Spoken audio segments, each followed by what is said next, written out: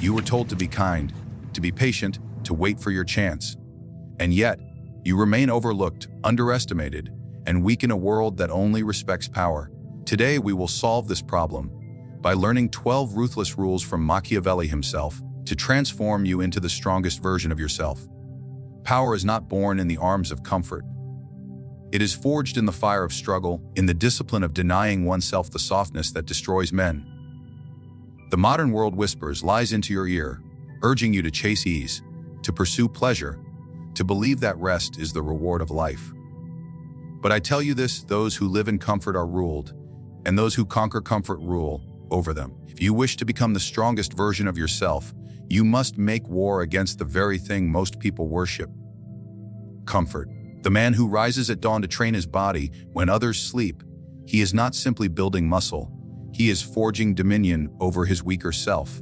The man who chooses hunger over indulgence, study over distraction, and silence over meaningless chatter, he is disciplining his soul to hold power where others surrender.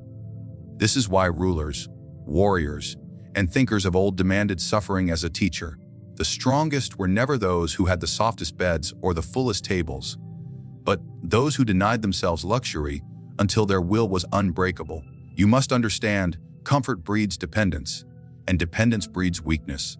A man who cannot endure hunger is a man who can be bribed with braid. A man who cannot endure solitude is a man who can be manipulated with company.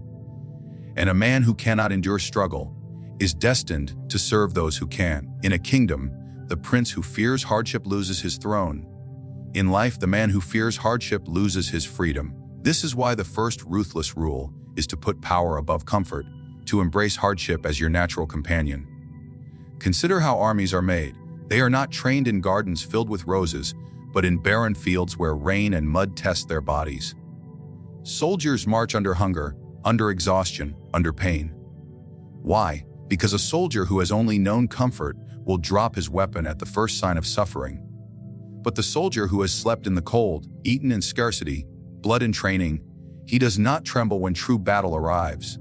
And you, if you wish to rule your own life and not be ruled, must become as that soldier. You must train yourself to endure what others run from. Do not think this is cruelty. It is wisdom. For the man who flees discomfort is like a slave fleeing the lash, only to be bound by a chain. He seeks freedom in comfort. Comfort is the very chain that binds him. He loses strength, loses spirit, loses authority over himself. And once a man loses authority over himself, he cannot command anything beyond himself. Power belongs to those who can govern themselves without mercy. If you cannot master yourself, you will be mastered by others. Even the rulers of great cities understood this law. Rome was not built by men resting on cushions. It was built by men who labored under the sun, who sacrificed pleasure for glory. Those who inherited Rome at its height of luxury fell into weakness, drowned by their own decadence. History proves again and again that when comfort is worshipped, power is lost. It is the natural law of human affairs. Where there is ease, there is decline. Where there is hardship, there is strength. So, I ask you, what do you choose? Will you chase the easy path, as most men do, or will you embrace the hard one? The easy path offers pleasure today, but weakness tomorrow. The hard path demands pain today, delivers power tomorrow. And only the man who can delay comfort, who can endure storms with clenched teeth, will stand unshaken when the world tests him, for the world does not spare anyone. It will test you whether you are ready or not. Better to enter the trial already forged than to collapse like those who lived for ease. Every day you face a choice to take the warm bed, or to rise early, to silence your hunger with indulgence or to master it, to distract your mind with triviality, or to sharpen it with discipline. Each choice builds or destroys your strength. Every indulgence you resist is a stone placed in the fortress of your power. Every hardship you accept willingly is a weapon placed in your hands. And every comfort you surrender makes you one step stronger than those who cannot. Therefore, if you desire to ascend above the masses, if you wish to become unbreakable in body and spirit, treat comfort as your enemy. Let discipline be your companion, pain your tutor, and discomfort your battlefield. For only the man who rejects the false sweetness of ease will discover the iron taste of true power. The weak bow to their comfort. The strong command it, and in commanding it, they command the world. The body can be broken, but the mind, when sharpened, can conquer empires. The truth that few dare to face is this: strength of flesh without strength of thought is the weapon of a brute, easily manipulated, easily destroyed. Yet a man whose mind is a blade, honed through discipline, strategy, and foresight, commands both himself and those around him. If you wish to rise above the countless who wander through life blind, you must make your intellect your greatest armory. For in the end, wars are not won by muscle, but by cunning. Thrones are not held by force alone, but by calculation. And survival itself belongs not to the strongest beast, to the most cunning predator. Your mind must be trained as a soldier is trained, with rigor and without mercy. Every day you must sharpen it against knowledge, reflection, and observation. A man who does not study human nature is forever its slave. A man who does not learn the ways of power is condemned to serve those who have. Therefore, do not waste your hours on the empty chatter of men or the distractions that fill their dull minds. Take instead the writings of those who conquered, the strategies of those who ruled, the philosophies of those who saw truth without fear. Each page you read, each thought you examine, each silence you hold instead of speaking foolishness, these are strokes of the whetstone against your blade. But sharpening alone is not enough. The weapon of the mind must be wielded. A blade that remains in its sheath rusts, a mind that hides its power dulls. Test your thoughts in action, observe the response of others, refine your approach, adapt your strategy. Watch how men reveal their weakness in their words, in their desires, in their fears. Learn to read their intentions not from what they say, but from what they cannot hide. When you know what moves men, you can move them. And he who can move men commands more than strength. He commands the very flow of events. Do not mistake kindness for wisdom. Many believe that being agreeable is the mark of intelligence, but it is merely a mask of fear. True wisdom is the ability to see 10 steps ahead, to calculate the dangers, and to choose the path that secures your advantage, even if others call it ruthless. For the world does not honor the fool who acted kindly and lost everything. It honors the strategist who endured hatred but achieved victory. If you wish to stand above the common crowd, you must harden your mind against their judgment. The masses live in illusions, chasing comfort, chasing approval, chasing dreams built on sand. You must chase reality, see the truth, and bend it to your will. Consider how a prince holds his city. He may have walls of stone and soldiers at his gate, but without wisdom he will lose both to a cunning rival. Yet a man with foresight, even with fewer soldiers, can break through the defenses of those who trust only in numbers. For one mind that sees clearly is more powerful than 1,000 men who march blindly. This is why rulers of old sought not only warriors, but advisors, thinkers, and men who saw through deceit. And yet the greatest rulers were those who learned to be their own advisors, who sharpened their own wit until they needed no guide but themselves. The strong body without the strong mind is like a sword without a hand to wield it. It may cut, but it cannot conquer. The strong mind, even without the strongest body, can command others to fight, to build, to sacrifice. Power lies in direction, not in mere force, and he who directs with precision becomes master of those who act without thought. The masses will always act without thought. This is why they are ruled. This is why you must be different. But beware, the mind is a double-edged weapon. If you allow it to be filled with fear, with doubt, with endless hesitation, then it cuts against you instead of your enemies. The same intelligence that could have made you a strategist becomes the voice that paralyzes you. Do not let your intellect rot into cowardice. Discipline your thoughts as you discipline your body. Direct them toward strategy, toward advantage, toward clarity. A soldier who trembles before battle is worthless, and a thinker who trembles before decisions is no different. You must act with decisiveness once the calculation is made. To think endlessly and never strike is the path of the coward disguised as the philosopher. Train your memory, for it is your armory. Every experience, every mistake, every lesson learned must be kept and examined. Store it, sharpen it, and call upon it when needed. Do not let your failures be chains that hold you. Let them be teachers that instruct you. A mind that learns nothing from defeat is a wasted blade, but a mind that carves wisdom from every fall cannot be defeated in the long run. And above all, remember this: the greatest weapon is not the thought itself, but the control of thought. He who cannot command his own mind is a servant to the chaos within. He who rules his own mind is a ruler already, even before he commands a single man. The battlefield of the future is not fought with swords, but with influence, persuasion, and cunning, and only the man who has turned his intellect into an unyielding weapon will rise when others crumble under their ignorance. Every man who desires to rule his life must learn one principle above all. You cannot carry weakness into battle and expect victory. Weakness disguises itself as comfort, as loyalty, as love, as habit, but in truth, it is a parasite feeding upon your strength. To detach from weakness is to perform a ruthless surgery upon your soul. It is not pleasant, it is not gentle, it is necessary, for the man who refuses to cut away his own rot will soon find himself consumed by it. Weakness takes many forms, and the first is found in habits. Consider the man who claims he desires power, yet spends his hours in distraction, in idleness, in meaningless pleasures. He is no different than a soldier who sharpens his blade, only to leave it rusting in the rain. His weakness is not visible at first, but when the test of life arrives, his spirit bends and breaks, because he never severed himself from the indulgences that enslaved him. You must examine yourself with the eyes of a cruel judge. What actions each day drain your power, dull your edge, weaken your resolve? Once you see them, you must cut them away without pity. Do not argue with weakness. Do not negotiate with it. You must destroy it. Another form of weakness lies in people. Yes, even those closest to you. For not every companion is a friend, and not every friend is a fortress. Many who stand beside you secretly envy you, secretly feed off you, secretly hold you down so that you may never rise higher than they do. The man who cannot detach himself from poisonous company will drink poison every day until his mind and spirit collapse. If someone pulls you toward indulgence, toward mediocrity, toward excuses, they are not your ally, they are your jailer.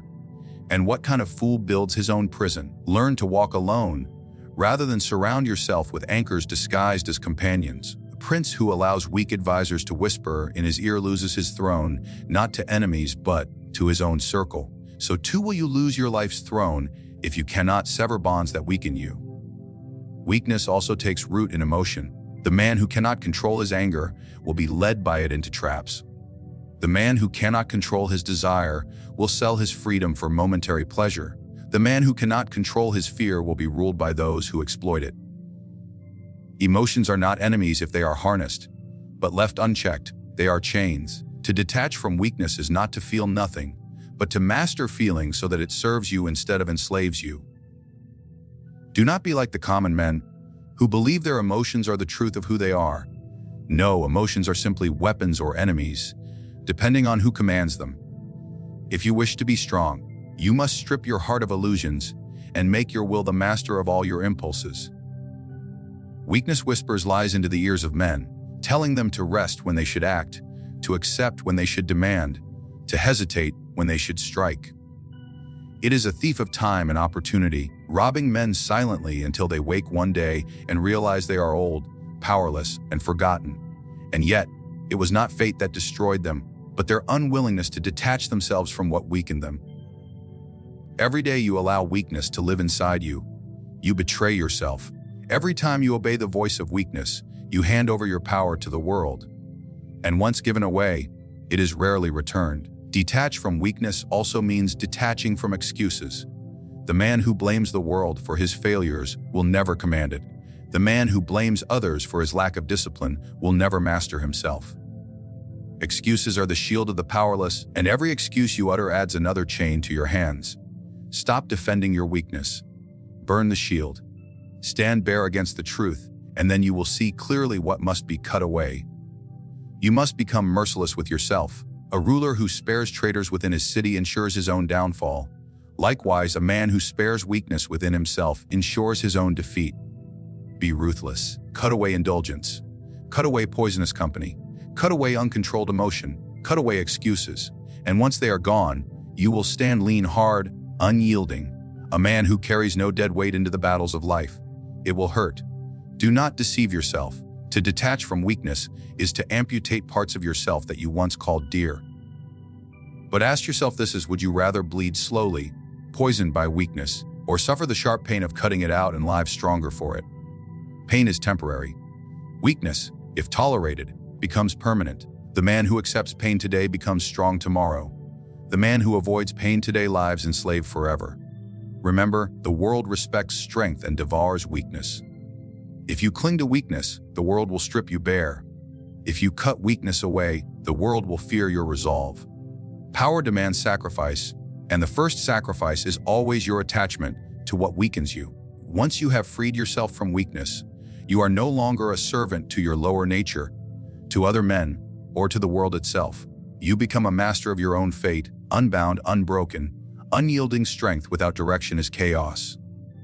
A man may have power in his body, courage in his heart, and fire in his will, yet if he cannot channel these forces with precision, he will burn himself out before ever conquering anything.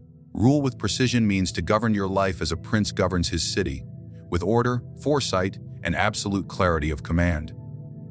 To be strong is not enough. You must know how to wield that strength, where to place it, and when to restrain it. For the man who acts without precision is like an archer who looses arrows into the sky. They may fly with force, but they will strike nothing of worth. Discipline is the first mark of precision. Every ruler who commands armies must first command time, resources, and order within his gates. Likewise, you must master the smallest details of your life, for without control of the small, you will never command the great. To sleep when you will, to eat without measure, to act without planning. These are the habits of the ruled, not the ruler. Precision requires that every action is deliberate, every word is measured, every step is calculated. The man who lives carelessly is already conquered by those who live with order, but precision is not simply rigidity. A ruler who governs with iron, but no insight soon collapses under his own weight. Precision is the art of applying power at the exact moment it is needed, in the exact measure that is required. Too much force destroys opportunity, too little allows rivals to rise. A master knows when to be silent and when to speak, when to strike swiftly and when to wait with patience. The untrained man believes that strength is shown in constant movement, but the wise know that restraint is often the sharpest weapon. To rule with precision is to waste nothing, not time, not energy, not attention, not even words. Look at the generals who carved their names into history. They did not throw men into battle recklessly. They placed them with care, each unit serving its role, each movement serving a greater design. You must treat your life with the same strategy. Do not scatter your effort in 1,000 directions. Focus, channel, and execute. The man who divides his energy between every passing distraction achieves nothing. The man who concentrates his force on one goal shatters obstacles that seemed immovable. Precision is the difference between fire that warms and fire that burns cities to ash. This also demands foresight. The ruler who governs only for today loses his kingdom tomorrow. The man who acts only for pleasure in the present sacrifices the power of his future. Precision requires that you think beyond the moment, that you see the path of consequence and position yourself to rule it. Do not act merely on impulse. Impulse is the weapon of the weak. Act with vision, as a builder places stone upon stone, shaping something greater with each deliberate motion. The careless man asks why he has no fortress when storms arrive. The precise man does not ask. He has already built one. But know this, precision is not cold mathematics alone. It is also mastery of perception. A ruler must not only act wisely, but appear to act wisely. The people, your rivals, even your allies, they judge by appearance more than by truth. If your actions are scattered, if your words are careless, you appear weak, even if you hold strength within. But if your movements are sharp, your words deliberate, your image controlled, men believe you unshakable, and belief itself becomes power. Rule with precision not only in reality but in presentation, for perception governs men as much as truth. Control extends beyond the self and into others. To rule with precision means to know where to place trust, where to hold suspicion, and where to tighten the leash. Do not allow loyalty to blind you, for loyalty without usefulness is a liability. Know the strengths and weaknesses of those around you and use them as tools in your design. Do not grant power recklessly, for once given it is not easily reclaimed. A wise ruler distributes authority as one might distribute water in a desert, sparingly, strategically, never without reason. Above all, understand that precision is power conserved. A river without banks floods and destroys, but when directed through channels, it turns mills and lights cities. Your strength, your will, your intellect, they must flow through channels you carve with intention. Do not exhaust yourself in useless battles. Do not waste words on ears that will not listen. Do not fight wars that do not advance your throne. The man who fights every enemy is exhausted. The man who fights only necessary battles becomes invincible.